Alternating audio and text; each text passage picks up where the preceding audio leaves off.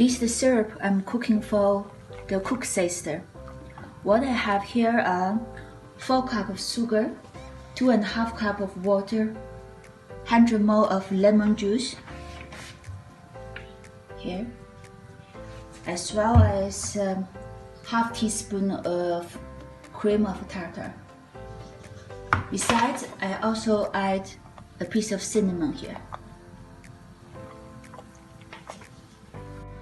The syrup was boiled and you can see the water is clear, so now I'm gonna switch it off the fire. A teaspoon of gelatin mixed with a bit of water, and now I'm gonna add it in the syrup.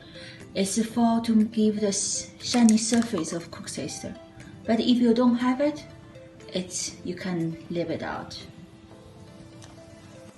The syrup needs to be stand for some time, I say 2 hours, and let it cool down.